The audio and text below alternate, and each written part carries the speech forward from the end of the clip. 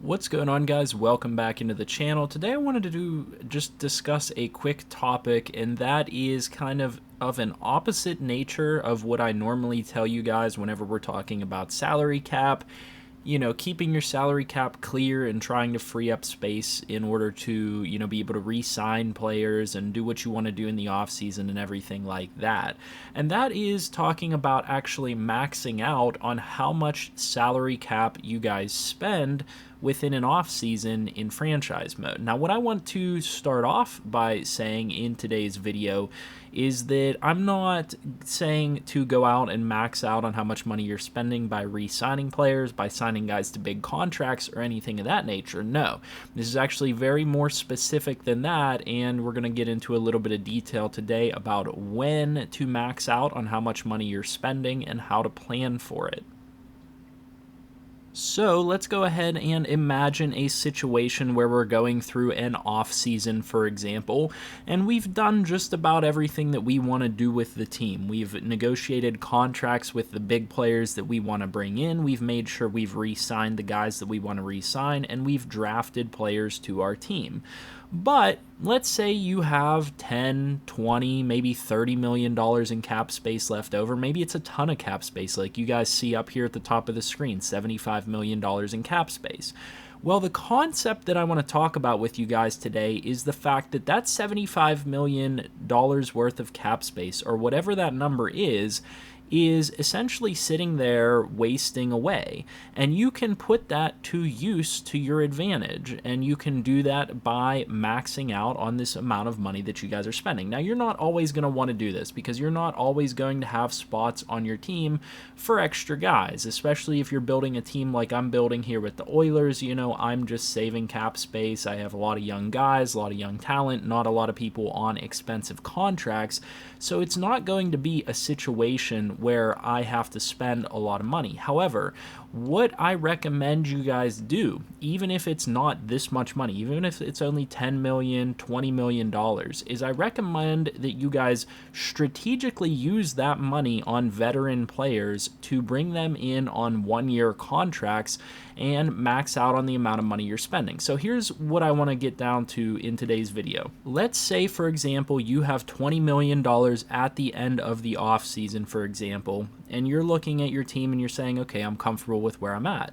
And then you go through a regular season and you don't spend that money on anything. You don't trade anybody to your team, so you're not using any extra of that cap. You don't sign anybody to your team or anything like that. And then you just go through that entire season and you go on to the next off season. Well, by the time you hit that next off season, you're looking at a new cap figure. You're looking at signing more players and whatnot, and you never get that $20 million back. Now, from a real life perspective, an owner views that as saving $20 million. They're not going to spend that $20 million. They're going to save that and they'll utilize it for other things, other businesses and whatnot. And so they're saving that amount of money. However, as a Madden franchise, as a Madden coach or owner, for the most part, you can get away with spending that money because you don't have other businesses to spend that money on. And so Madden is a little bit different in that way, in that it can be to your advantage to spend that money. So a good example of this is Aaron Rodgers here. So I was out there looking at quarterbacks. I could have very well signed a cheap backup quarterback or anything of that nature, but I'm like, you know what? Let me go ahead and get the best possible backup quarterback. That way, if my quarterback goes down,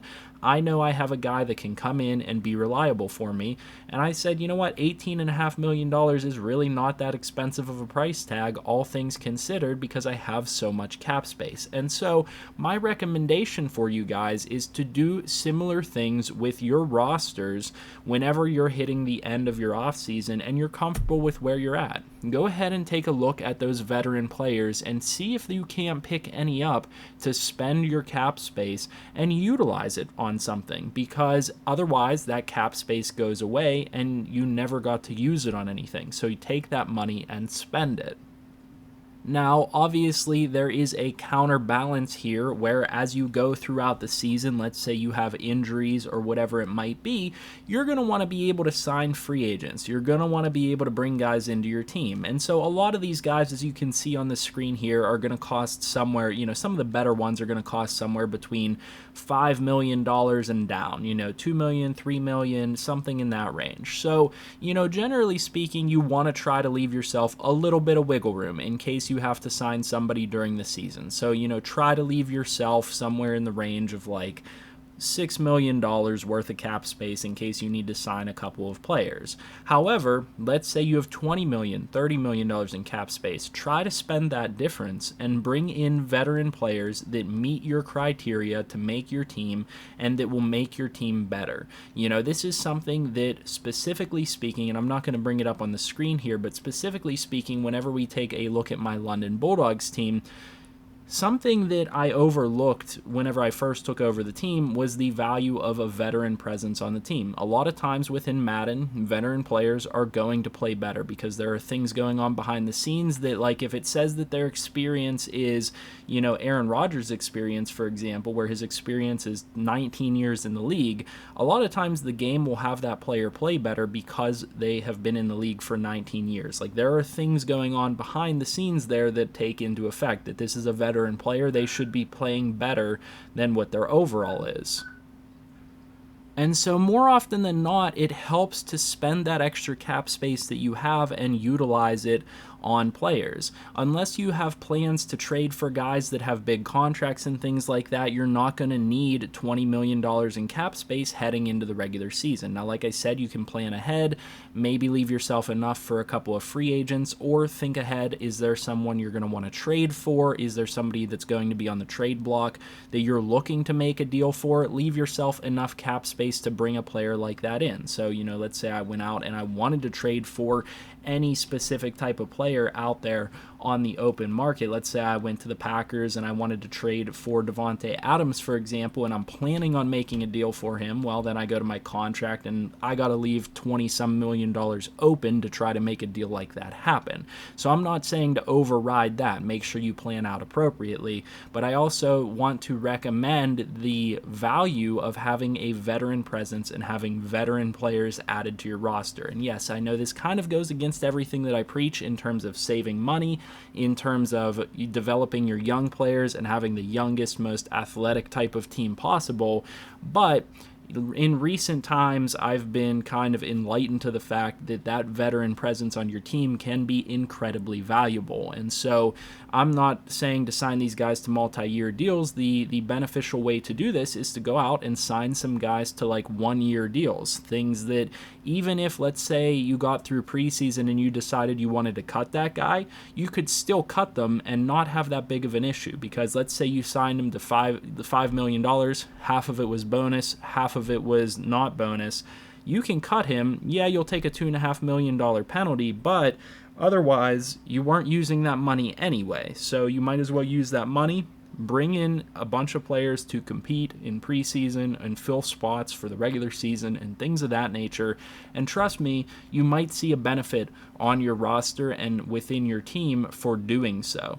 Like I always say, it is advantageous to have a young team, but it's always advantageous as well to bring in veteran players to play key roles within the team. Like I did here, I brought in Brian Bulaga to right tackle, I brought in Gabe Jackson at right guard, and I didn't spare any expenses to bring those guys in. I paid them reasonable amounts of money so that they could come in and play a nice role in case somebody went down, like my right tackle did, and Brian Bulaga can come in here and play effectively and block, pass block for my quarterback and keep my guy healthy. Now, the other aspect of this is you can do this essentially two ways. This involves a little bit of planning ahead and knowing what your team's going to look like, knowing in the future what type of deals you're going to be wanting to make and things of that nature. But you can do two different things. Number one, you can try to sign these guys during the off-season free agency phases, where you're going to have to give them a signing bonus. You're going to have to probably pay them more than if you just pick them up in regular free agency here. But sometimes paying them that amount of money is worth it to make sure that you have them on your team. You know, paying them up front can be worth it to make sure that you lock up the veteran guy that you want to have on your team in case of an emergency or to fill a spot or whatever it might be. The other thing that you can do is you can save that money till after the offseason, like we've talked about, and then come out here into preseason free agency, and where I would normally be looking for the youngest, best young players out here, and I still do that. I'm looking for the best young players I can find to add to my team, but on top of that, you're going to want to look at some of the best players on these teams and evaluate them and consider giving them a deal. And this is nice because you can bring in these guys at no penalty at all. Let's say you bring in Devontae Parker to compete for a spot, he doesn't do well, or you need to drop somebody and free up $3 million in space to sign another position, you can do that with no recourse if you wait until after the draft to do this, because you're not going to have to give them a signing bonus. And so it can be really valuable to max out on the amount of cap space that you're actually spending, because you can give your team an advantage that way. Like I said, if you're not spending that money, you're not getting any advantage from it. You're not necessarily hurting yourself, but you're never going to see an advantage from that money. So you might as well give yourself a shot at getting some type of positive result out of that money that you have that you're not spending. And that's all I had for today's video. Hopefully this helps somebody out, or maybe gives you guys some ideas for things to do with your roster. I know that this is a common thing that people just kind of disregard veteran presence on their team and whatnot, and that's totally understandable. That's the way that Madden is set up. It's to your advantage to have a young team, but like I said, sometimes it can be to your advantage to have those veteran players around that can play specific roles for you, and sometimes pick up for injuries and things like that. Like I said, hopefully it helps somebody out, or gives you some valuable information, or gives you guys some ideas of things to do with your teams. Make sure you guys leave a like on the video, subscribe to the channel if you're new, and comment down below with anything you'd like to see next, and I'll see you guys in the next video, and I hope you have a good one.